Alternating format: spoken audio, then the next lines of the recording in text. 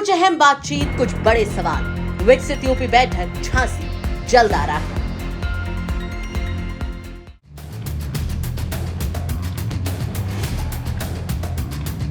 विश्वविद्यालय अनुदान आयोग यानी यूजीसी की ओर से लागू किए गए नए नियमों को लेकर देश भर में विवाद गहराता जा रहा है।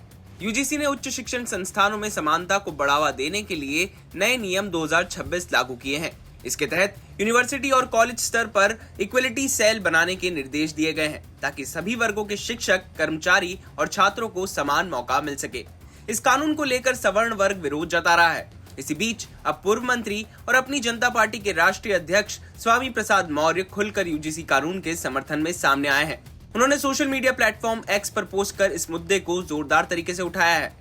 स्वामी प्रसाद मौर्य ने कहा है कि यूजीसी का मकसद शिक्षा में समानता और सामाजिक न्याय लाना था, लेकिन आज एससी, एसटी और ओबीसी वर्ग के साथ खुला और सुनियोजित अन्याय हो रहा है।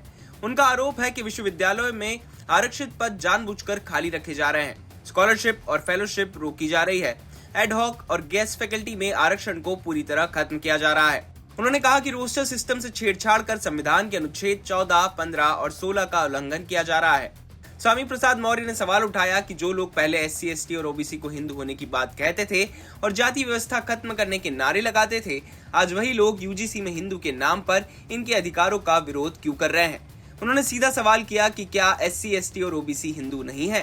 बता दें कि यूजीसी की ओर से समानता कोषांग बनाने वाला यह नियम 15 जनवरी 2026 से देश भर की यूनिवर्सिटी और कॉलेजों में लागू किया गया है।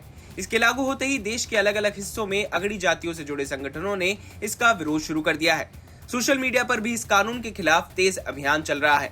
इस नए नियम में सबसे बड़ी बात यह है कि अब अनुसूचित जाति और अनुसूचित जनजाति के साथ साथ अन्य पिछड़ा वर्ग को भी जातिगत भेदभाव की परिभाषा में शामिल किया गया है। इसका मतलब ये है कि इक्वलिटी सेल में एससी, एसटी और ओबीसी वर्ग के छात्र, शिक्षक और कर्मचारी अपनी शिकायत दर्ज करा सकेंगे। हालांकि राजनीतिक दल इस मुद्दे पर अभी खुलकर बोलने से बच रहे हैं, लेकिन स्वामी प्रसाद मौर्य के बयान के बाद साफ है कि यूजीसी के नए नियमों को लेकर बहस आने वाले दिनों में और तेज होने वाली है। ब्यूरो रिपोर्ट, यूपी तक।